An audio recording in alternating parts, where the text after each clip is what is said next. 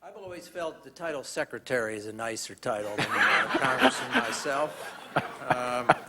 And so, Mr. Secretary, I'd like to congratulate you on your testimony.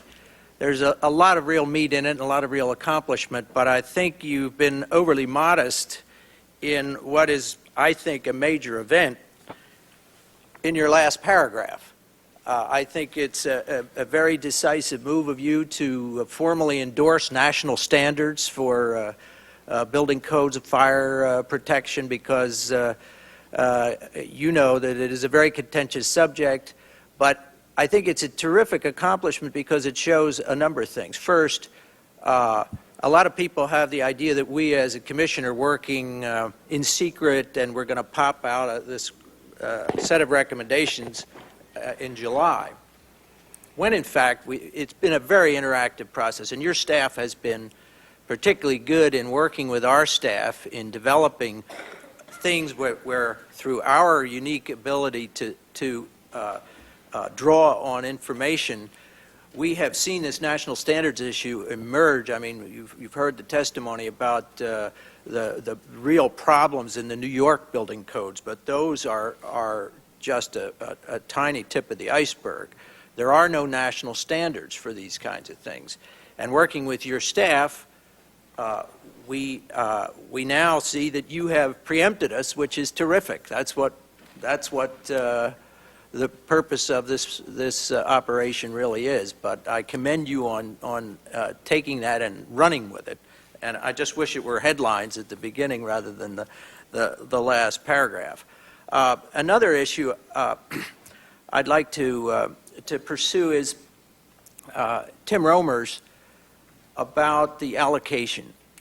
We had pretty forceful testimony from the mayor this morning and from officials before that about the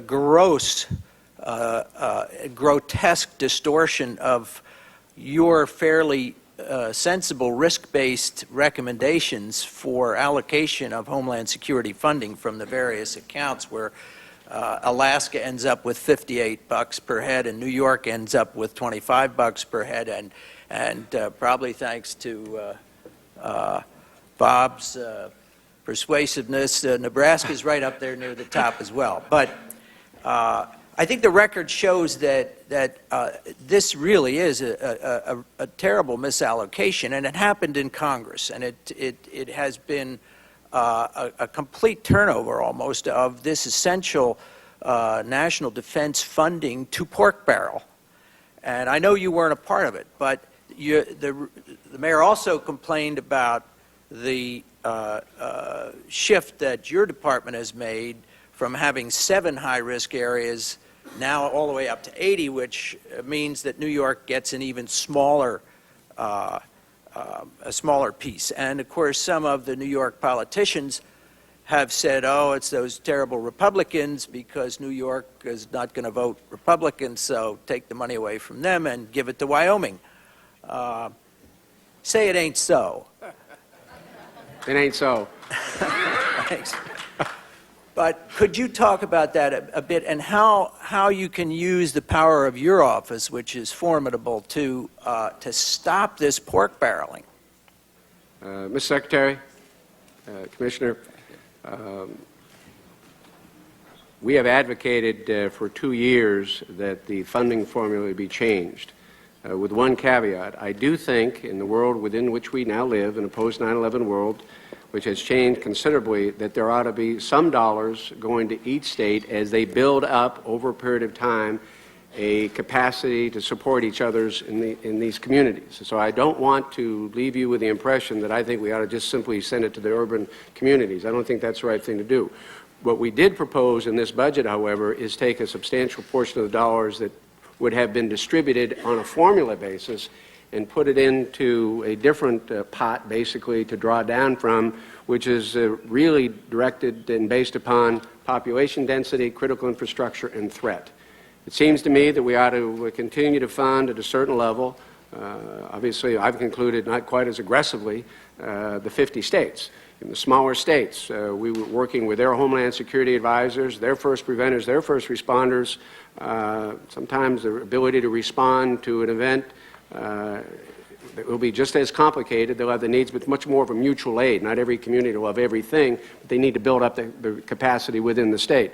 But having said that, I do think that we would advance the cause of enhancing security a lot faster, and it will be a lot stronger if we're able to direct more resources to areas where the potential loss of life is the greatest, where the greatest percentage of critical infrastructure exists, and frankly, where we know the threat exists. It's a dynamic process. It's something we want to assess every year, but population density, threat, and critical infrastructure should drive most of the money, not just part of it.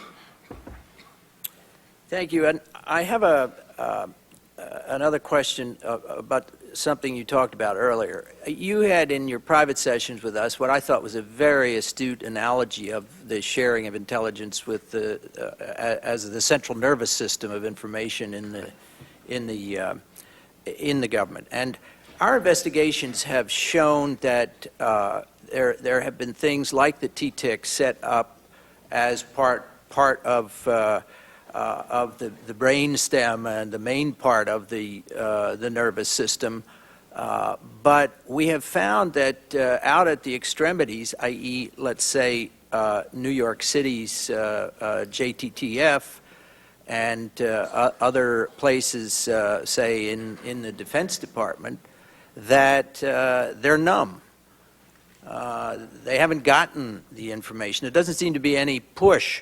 The plumbing does not seem to have been completed to get this fused intelligence out to the users. As we understand it, the New York City intelligence establishment, which is very good, and of course, as the mayor pointed out, the New York City Police Department is bigger than the whole FBI. Yet they depend on the pipeline of the FBI to filter what comes out of the TTIC. Through the FBI, and there's no real push system to it as it exists.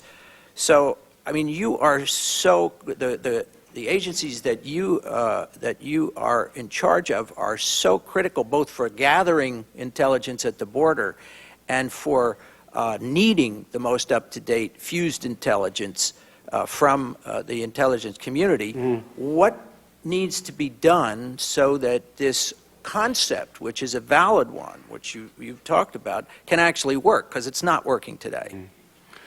Well, first of all, I think within the department, one of the most strategic pieces of the new department is the information analysis infrastructure protection piece. We literally have our own analysts in the TTIC, and there'll be even more there as we ramp up and as they build a larger facility. We are another dimension to that push system, because we see ourselves as being, frankly, advocates for our partners at the state and local level. Now, New York City is unique among, I think, the urban areas because the CIA has assigned someone here and has daily contact with the intelligence unit and the counterterrorism unit, the FBI, none more robust JTTF than here. But again, this is we're developing another pipeline to New York City. It is, and frankly, to the governor's office. But this is not just to New York City. Our partners in the integration effort, people and technology, are the states and the urban areas. We now have the secure video conferencing at the state level, secure phones with the principals at the state level. We'll drive that down to the major urban areas. The internet-based system that we have called the Homeland Security Information Network, by the way, we used during the holiday season. We used the internet, and we had literally minute-by-minute situational awareness in New York, Los Angeles, in our operations center. We were communicating back and forth with one another through the entire two-day period. We also began to send our own information out through a series of bulletins and advisories. We glean information from the TTIC. We glean information that we may generate ourselves. Our job is to push that information out, which we do. And frankly, from time to time, our Assistant Secretary of Information Analysis will just pick up the phone and double-check and make sure that the folks in New York City or somebody, did you guys get that information? Are you acting on that? Is there anything else we could do to, that you need to know? So again, we're building redundancy in that push system. and I think that's a good thing. Good. One last question. We secretaries never go through a hearing without some congressman asking us, well, could you... Thank goodness there's a governor on the thing. being asked, Governors. well, Mr. Secretary, what is your personal opinion about this? So I know, and I used to respond, well, I do have a personal opinion, but I don't agree with it. And Depending on what you ask me, I may give you the same answer yeah, back. well, that's what I'm afraid of. But the question is, many of the original advocates of the Homeland Security bill felt very strongly that the domestic intelligence in a cop shop fundamentally did not work, and that the domestic intelligence function should be put into Homeland Security. Now, could I have your personal opinion about, in the great by and by, let's just say not in this administration, but someday, would it make sense to have a non-law enforcement domestic intelligence agency fully under the protections of privacy and civil liberties and so forth that now exist under the Justice Department? Would it make sense someday to have that function in your department? I think there are certain features of the existing system that in time we should have. The Terrorist Screening Center, where they've consolidated the databases about names and others. At some point in time, I would like to, and I've discussed privately, and now I'm discussing it publicly, that ought to be part of our Homeland Security infrastructure, because we are we're probably the number one consumer of all that information. At least we rival anybody else there that claims they would use it as frequently as we do. But I do think the relationship that we are developing, and again, we are a new department, and Bob Mueller and the FBI have been charged with the President to be the domestic counterterrorism agency. That relationship is developing and maturing quite rapidly. It begins with the principals. We have a day-to-day working relationship that I think is exceptional. I have a special assistant who sits over in the FBI office and gets the same briefings the FBI director does. We've linked up some of our units with regard to terrorist financing, our immigration and customs enforcement people with the FBI's people. So I think as this relationship improves and matures, and certainly the FBI director has made significant steps organizationally and technology to make headquarters the fusion center for all the field offices, and that will be more easily shared with us and other members of the intelligence community. I think that will not be more than adequate. I think that absolutely fits the bill. But I do think you have to give it a chance to evolve. But I would tell you, we're setting the right tone at the principals level, and we just have to let the organizational and technological changes that we are both affecting right now have to come to pass, and I think it would be precisely what you need and what the Congress wanted. Thank you very much, Secretary.